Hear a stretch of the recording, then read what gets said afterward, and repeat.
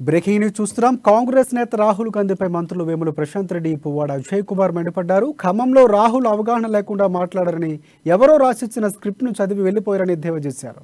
రాష్ట్రంలో ఏం జరుగుతుందో తెలుసుకోకుండా రాహుల్ మాట్లాడారని అన్నారు. ఏ హోదాలో రాహుల్ పెన్షన్ల గురించి హామీ ఇచ్చారని, కేంద్ర పాలిత ప్రాంతాల్లో 4,000 రూపాయలు పెన్షన్ అమలవుతుందని ప్రశ్నించారు. తెలంగాణలో 4,000 రూపాయలు పెన్షన్ ఇస్తామంటున్న రాహుల్ ముందు కాంగ్రెస్ పాలిత ప్రాంతాల్లో ఇవ్వాలని సూచించారు.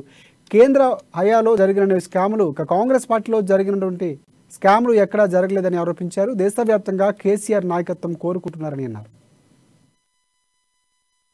దేశమంతా కూడా రాహుల్ గాంధీ గారిని పప్పు అంటే నాకు నిజంగా కూడా చాలా బాధేసేది. పాపం ఆయన్ని క్లంటరేందుకు దేశమంతా అని చెప్పి బాధపడేవాడిని. కానీ నిన్న ఖమ్మం సభలో ఆయన ప్రసంగించిన విధానం, ఆయన ప్రసంగించిన తీరు, ఆయన లేవనెత్తినటువంటి అంశాలు, ఆయన ఇచ్చినటువంటి హామీలు అవి చూస్తే నాకు కూడా అనిపించింది నిజంగానే రాహుల్ గాంధీ పప్పే అని. దేశమంతా పప్పు అని పిలవడంలో ఏమాత్రం తప్పు లేదు అన్న భావనకు నేను కూడా వచ్చిన. ఎందుకంటే ఆయన ఒక జాతీయ పార్టీకి ఒక జాతీయ నాయకుడిగా, పాపం ఆయన పొజిషన్ ఏంటో కూడా కొద్దిగా సందిగ్ధంగానే ఉన్నది. అయినా సరే, ఫర్ ఇన్స్టెంట్ ఆయన జాతీయ పార్టీకి ఒక జాతీయ నాయకుడిగా ఉన్న వ్యక్తి ఒక రాష్ట్రానికి వచ్చినప్పుడు ఆ రాష్ట్రంలో జరుగుతున్న కార్యక్రమాలు ఏంటి, ఆయన పార్టీ ప్రాతినిధ్యం వహిస్తున్నటువంటి రాష్ట్రాలు ఏవైతున్నాయో అక్కడ జరుగుతున్న కార్యక్రమాలు ఏంటి అని తెలుసుకొని కొద్దిగా పరిజ్ఞానంతో, జ్ఞానంతో మాట్లాడితే ఆయన జాతీయ నాయకుడు అంటారు. అంతేగాని ఇక్కడి సన్నాసులు ఏది రాసిస్తే అది చదివి వచ్చాడండి పోయాడండి అనే విధంగా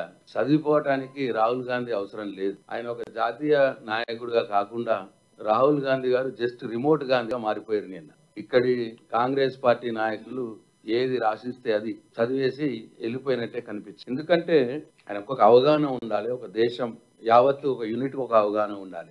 మరి మేము కాంగ్రెస్ పార్టీ పాలిస్తున్న రాష్ట్రాల్లో, తెలంగాణ రాష్ట్రాల్లో ఉన్నటువంటి కార్యక్రమాల కంటే ఏమి గొప్పగా చేస్తున్నాం. ఒక మనిషి వచ్చినప్పుడు ఆయన ఒక ప్రాంతంలో ఒక మాటలు మాట్లాడేటప్పుడు ఉన్నాం. మేము కూడా ఈ రాష్ట్రాల్లో హిమాచల్ ప్రదేశ్ లో, రాజస్థాన్ లో, ఛత్తీస్గఢ్ లో ఆల్రెడీ ఉన్నాం. మొన్ననే కర్ణాటకలో వచ్చినాం. మేము మీ రాష్ట్రాల్లో ఈ కార్యక్రమాలు తీసుకుంటున్నాం.